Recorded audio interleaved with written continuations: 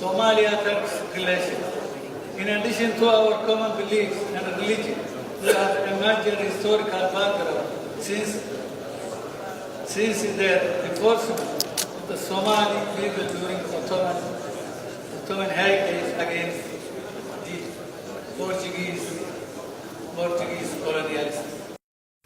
wafdigani oo soo gaaray waddanka Turkiga gaar ahaan magaalada Istanbul ayaa si xushmad leh u soo dhaweeyeen mas'uuliyiin ka tirsan safaaradda Soomaaliya oo u fadhiso dalkani Turkiga iyadoo wafdiga oo ka koobnaa laba qaybood qayb ay ka socotay aqalka sare qaybna ay ka socotay golaha shacabka ee baarlamaanka labada qayboodba waxaa hogaaminayay gudoomiyaha aqalka sare mudane Cabdixaashi Cabdullaahi socdaalka wafdiga ayaa ujeedkiisu ahaa in ay ka soo qayb galaan martiqaadka ay ka heleen guddiga qabanqaabada shirka loogu magac daray Qudus xildhibaan Dalxa ayaa ka warbixiyay socdaalka wafdigani iyo waxyaabihii shirka loogu hadlay.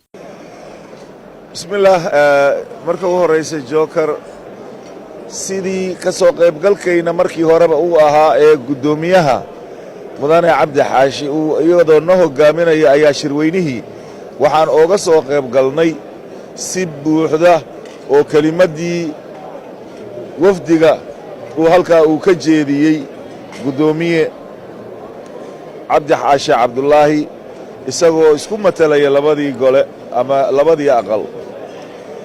runtii aad baana khudbadiisa runtii ay u soo jiidatay halkaasna ay runtii kelimado oo runtii taabanayay Soomaaliya iyo qadiyadda Falastiin iyo tan Qudusba oo runtii gudoomiyuhu aad ugu dheeraaday ayadoo halkii markii horene kutlada oo markii Soomaaliya kelimadeeda halkaasi ayadana laga sii jeedinayayna aniga aan u ahaa ninkii ku hadlay runtii codkiisa oo anoo markaasi matalaya wufuudda ka kala socotay aqalka sare iyo golaha shacabka.